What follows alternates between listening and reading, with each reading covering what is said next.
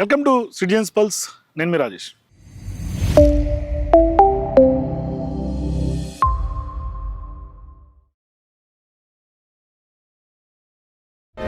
ఇచ్చేది వాళ్ళు, కూల్చేది వాళ్ళు, చంపేది కూడా వాళ్ళైతే బాగుండు. చంపేయండి, గొడవ చూపొద్దు.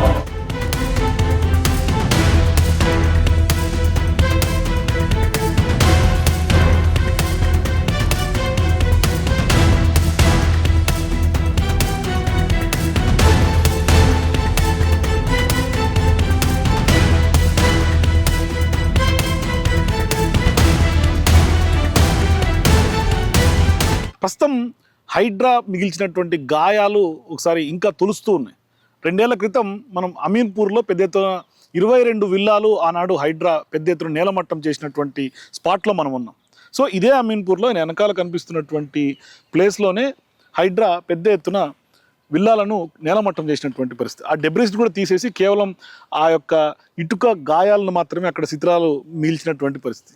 అయితే ఇవాళ హైకోర్టు ఎప్పుడైతే హైడ్రాకు సంబంధించినటువంటి రంగనాథ్ గారిని తొలగించండి, కమిషనర్గా ఉన్నటువంటి రంగనాథ్ గారిని చెప్పిందో అప్పటి నుంచి మళ్ళీ హైడ్రాకు సంబంధించినటువంటి వీడియోలు, హైడ్రాకు సంబంధించినటువంటి అంశాలు అన్నీ కూడా మళ్ళీ ఒకసారి పెద్ద ఎత్తున సోషల్ మీడియాలో వైరల్గా మారుతున్నాయి. అయితే ఈ సందర్భంగా గతంలో హైడ్రా మిగిల్చినటువంటి గాయాలను ఖచ్చితంగా ఒకసారి మనం ఎట్లా జరిగినాయి అని కనుక ఒకసారి చూసే ప్రయత్నం చేస్తే స్పష్టంగా ఇక్కడ మనకి హైడ్రా ఏ విధంగా సెలెక్టివ్ జస్టిస్ చేస్తోంది అని చెప్పడానికి ఇది సజీవ సాక్ష్యం మనకి. ఎందుకు అంటే ఇది ఒక లేఅవుట్లో ఇక్కడ హైడ్రా 22 విల్లాలను అమీన్పూర్కి సంబంధించినటువంటి ఆ యొక్క ప్రాంతంలో కూల్చేస్తే ఆనాడు మనం చూసాం పెద్ద ఎత్తున అరణ్య రోదనలుగా వినిపించినాయి. ఆ రోజు గృహప్రవేశాలకు సిద్ధంగా ఉండి గుమ్మడికాయలు కట్టుకున్నటువంటి ఇండ్లను కూడా అక్రమంగా కట్టారు అని చెప్పేసి అని నిర్దాక్షిణ్యంగా నేలమట్టం చేసినటువంటి పరిస్థితి. అయితే నా వెనకాల కనిపిస్తున్నటువంటి ప్రాంతం అంతా కూడా కూల్చేశారు. ఇటువైపు ప్రాంతంలో ఉన్నటువంటి విల్లాలను కూడా కూల్చేశారు. అయితే దానికి సంబంధించినటువంటి విల్లాల విషయంలో ఇది ప్రభుత్వ భూమి ఆక్రమించి కట్టారు అని గత ప్రభుత్వంలో ఉన్నటువంటి పెద్దలు కొంతమంది ఆక్రమించారు, లేకుంటే స్థానికంగా ఉన్నటువంటి నాయకులు ఆక్రమించారు, బీఆర్ఎస్ పార్టీ నాయకులు అని చెప్పేసి అని ఆరోపణలు చేస్తూ పెద్ద ఎత్తున ఇవాళ ఆ విల్లాలన్నీ కూల్చేసి హైడ్రాకు సంబంధించినటువంటి ఇప్పుడు ఇక్కడ కనిపిస్తున్నటువంటి ఈ ఫెన్సింగ్ ఏదైతే నేను ఇప్పుడు మీకు ఈ ఫెన్సింగ్ చూపిస్తున్నానో ఈ ఫెన్సింగ్ను ఏర్పాటు చేసినటువంటి పరిస్థితి చూసుకోవచ్చు. ఈ ఫెన్సింగ్ క్లియర్గా మనకు కనిపిస్తుంది. ఈ ఫెన్సింగే మనకి హైడ్రా వేసేసి ఇది ప్రభుత్వ భూమి అని చెప్తున్నటువంటి పరిస్థితి. ప్రస్తుతం ఇది కూడా నాకు తెలిసి హైకోర్టులో ఉంది. అయితే ఇప్పుడు ఇక్కడ సెలెక్టివ్ జస్టిస్ అని ఎందుకు చెప్పాల్సి వస్తుంది అంటే మీరు అబ్జర్వ్ చేయొచ్చు. నేను ఒకసారి ఒకటే లేఅవుట్లో ఒకటే ఏరియాలో ఇల్లులను కూల్చేసినటువంటి ఘటనని నేను ఒకసారి మీకు చూపిస్తాను. అంటే ఇక్కడ ఏం జరిగింది, ఎందుకు కొన్ని ఇళ్ళలను వదిలిపెట్టి కొన్ని ఇళ్ళను మాత్రమే కూల్చారు అనేది $1 మిలియన్ క్వశ్చన్. ఎందుకు అంటే ఇక్కడ స్పష్టంగా ఏం జరిగింది ఒక 2 ఏళ్ల క్రితం జరిగినటువంటి కూల్చివేతల్లో అనేది మనకు ఆ రోజు ఏం జరిగిందో మనందరికి తెలుసు. ఎందుకు కూల్చారో కూడా అందరికీ జరిగినటువంటి సందర్భం మనకు తెలుసు. ఇక్కడ ఈ విల్లాలను కూల్చేశారు, ఇక్కడ ఉన్నటువంటి పక్కనే ఉన్నటువంటి అడ్జసెంట్గా ఉన్నటువంటి ఇంటిని వదిలేశారు, అటువైపు ఇళ్ళను వదిలేశారు. అట్లాగే ఒకటే రోలో, ఇదేమి అటువైపు లేని కాదు ఇటువైపు లేని కాదు, ఇది ఒకటే రోలో ఈ ఇంటిని కూల్చి ఈ ఇంటిని వదిలేసి మళ్ళీ దానికి ఆనుకొని ఉన్నటువంటి కార్నర్ బిట్లో ఉన్నటువంటి ఇళ్ళను కూడా కూల్చేశారు. ఇటువైపు ల్యాండ్ ఏమో ప్రభుత్వ ల్యాండ్ అని చెప్పి ఫెన్సింగ్ వేశారు, ఇటువైపు ఏమో ఏమీ లేకుండా డెబ్రీస్తో పాటుగా అట్లే వదిలేసిపోయినటువంటి పరిస్థితి. ఇక్కడ కూడా చూసుకోవచ్చు. ఈ రోను కూల్చేశారు. మళ్ళీ ఇక్కడ 3-4 విల్లాలు ఉంటాయి, ఈ రోను కూడా కూల్చేశారు. మరి దాని పక్కనే అనుకున్నటువంటి ఇళ్ళను వదిలేశారు. అంటే ఇక్కడ కూడా ఎంఆర్ఓ ఎవరైతే మనం గతంలో మనం ఇంకొక వీడియోలో మధుసూదన్ గారితో మాట్లాడామో అప్పుడు ఉన్నటువంటి రాధా అనే ఎంఆర్ఓనే ఈ ప్రాంతంలో కూడా మరి ఈ ఇళ్ళను కూల్చేసి ఈ ఇంటిని వదిలేసి ఇక్కడేమో ఇటువైపు ఏమో ఫెన్సింగ్ వేసి ఇక్కడ కూల్చేసి మళ్ళీ దానికి ఆనుకున్నటువంటి ఏరియా ఇంకొక దానికి సంబంధించినటువంటి ప్రాంతంలో అది కూడా సేమ్ అటువంటి కూల్చివేతలు జరిగినాయి.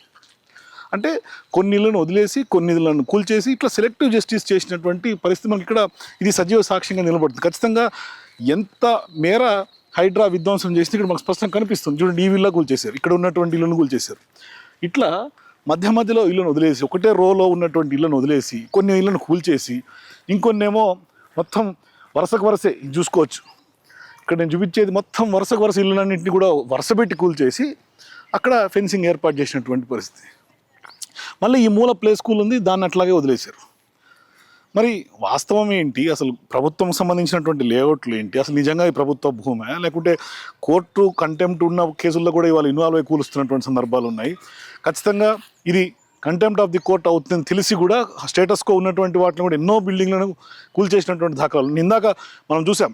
మధుసూదన్ గారికి సంబంధించినటువంటి కేసులో పెద్ద ఎత్తున బిల్డింగ్లు స్టేటస్కో ఉన్నప్పటికి కూడా ఎంత లంచాలకు మరిగినటువంటి అధికారులు ఇవాళ బ్లాక్మెయిల్ చేసి మరి కూల్చినటువంటి నేపథ్యాన్ని కూడా మనం ఆయన స్పష్టంగా చెప్తున్నాడు, విత్ ఆధారాలతో చెప్తున్నాడు.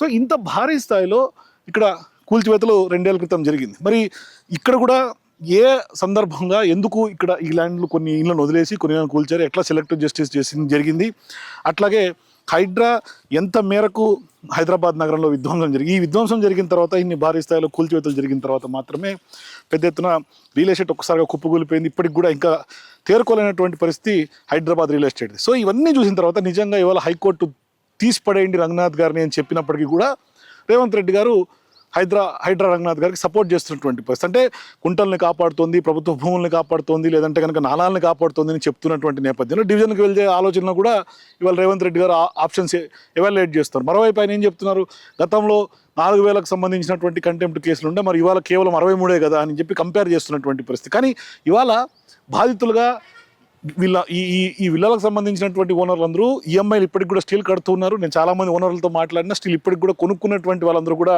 ఇప్పటికి కూడా ఈఎంఐలు కడుతున్నారు.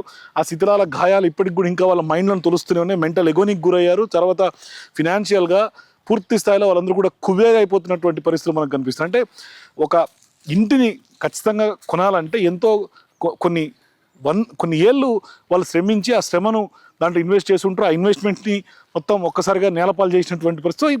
ఇప్పుడు ఎందుకు ఇవన్నీ చూపించాల్సి వస్తుంటే ఖచ్చితంగా ఈ యొక్క ఏడుపుల పాపం ఖచ్చితంగా హైడ్రాకు తగిలింది అని ఈ యొక్క కూల్చివేసినటువంటి శిథిలాలను చూస్తే మనకు అర్థమవుతుంది. కాబట్టి ఖచ్చితంగా ఇప్పుడు ప్రభుత్వ భూమి అని చెప్పి ఇక్కడ ఫెన్సింగ్ వేసినటువంటి నేపథ్యంలో ఇటువైపు కొన్ని విల్లాలు కూల్చకుండా కొన్ని ఇంటిని కూల్చి కొన్ని ఇళ్ళను కూల్చకుండా ఆ విధంగా వదిలేసినటువంటి పరిస్థితి చూస్తుంటే స్పష్టంగా ఎంత మేర సెలెక్టివ్ జస్టిస్ జరిగింది. మరి సెలెక్టివ్ జస్టిస్ ఎందుకు జరిగింది?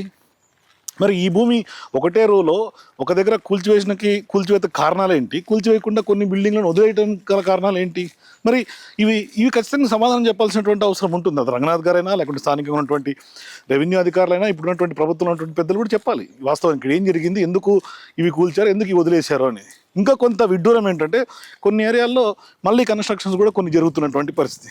సో ఇదంతా చూసిన తర్వాత అసలు హైడ్రా ఏ ఉద్దేశంతో తెలంగాణలో స్టార్ట్ అయింది, ఏం చేయడానికి స్టార్ట్ అయింది, మరి రాజకీయ ఒత్తిళ్ళు ఏమైనా ఉన్నాయా, రాజకీయంగా కక్షాదింపు ఏమన్నా ఈ మొత్తం కనిపిస్తుంది? ఇప్పటికే కేటీఆర్ గారు స్పష్టంగా చెప్తూ ఉన్నారు. నిన్న ఢిల్లీలో మాట్లాడితే ఆయన క్లియర్గా చెప్పారు దీని వెనకాల ఖచ్చితంగా రేవంత్ రెడ్డి గారు ఒక వాచ్ డాగ్ లాగా హైడ్రాను వాడుతున్నాడు అని చెప్పేసి. సో ఇప్పుడు ఈ హైడ్రా ఇక్కడ కూల్చేసినటువంటి ఘటన ఎందుకు జరిగింది, ఏ విధంగా జరిగింది, నిజంగా దీని వెనకాల వాస్తవాలు ఏందనేది కోర్టులోనే బట్టబయలు అవ్వాల్సినటువంటి అవసరం. మొత్తం మీద ఈ అమీన్పూర్ ప్రాంతాలు చూస్తే సజీవ సాక్ష్యాలకి ఈ శిథిలాలే మనకి సమాధానం చెప్తుంది హైడ్రా ఎంత విధ్వంసం చేసింది అమీన్పూర్లో అని చెప్పేసి. కెమెరామెన్ నాయక్తో రాజేష్, అమీన్పూర్ నుంచి.